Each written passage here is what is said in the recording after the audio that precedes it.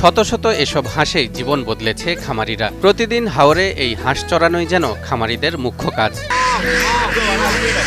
লাখ লাখ টাকা খরচ করে বিদেশ না যেয়ে হাঁসের খামার করে দেশে স্বাবলম্বী হওয়াকেই সমর্থন করেন খামারি মুন মিয়া। বাইরে যাওয়া থাকি হাঁস পালো বহুত জন আমরা শিখাইয়া বুঝাইয়া দেরাম হাঁস পালে বিদেশ থাকি বাইরে যাওয়া থাকি বহুত লাভবান হইব, বাংলাদেশেও টাকা পালা। দেশে হাঁসের খামার থেকে দিনে শত শত ডিম থেকে যা আয় হয় তা বিদেশে কষ্টের চেয়ে বহুগুণ ভালো বলেও মনে করেন তিনি। 100 ডিমের দাম 15,000 টাকা, মানে মিডিল ইস্ট গিয়া পাইবা মাত্র 20,000, খাইবা 10,000 দিবা, এতে না কোনো দলালে নিয়ে টাকা মাইরে যাইতো কি পারে। আপনারা সবাই মিলিয়া হাঁস মুরগি ফারুকা বাংলাদেশের উন্নতি হইব, বাংলাদেশের মানুষও খাইব, সব দিকে সুন্দরতা আছে। আমরা ফার্ম কয়েকটা মানুষের খাইয়া দিছি, মানুষইয়া ফর্মুলা নিচে আমরা কাছ থাকি। মৌলভীবাজারের কাউয়াদিঘি হাওর পারে হাঁসের খামার করে শত শত বেকার যুবক এখন স্বাবলম্বী। বাড়তি আয়ের আশায় অনেকেই আগ্রহী হচ্ছেন এই হাঁস পালনে। একদিনের বাচ্চা থেকেই শুরু হয় এই হাঁস পালনের যাত্রা। আমরা ছোট বাচ্চা নিত, একদিনের বাচ্চা আনা হরে আমরা 6 মাস পালি, 6 মাস পালা হরে আমরা ডিম দেয়। ভোর থেকেই শুরু হয় হাঁসদের নিয়ে তোড়জোড়। বর্ষাকালে এদের খাবারের পেছনে খরচ হলেও সচরাচর এদের পেছনে গুনতে হয় না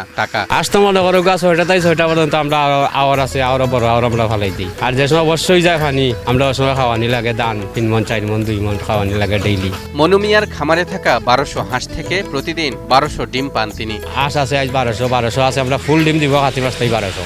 তবে বছরে 6 মাসই মেলে এই ডিমের সুবিধা।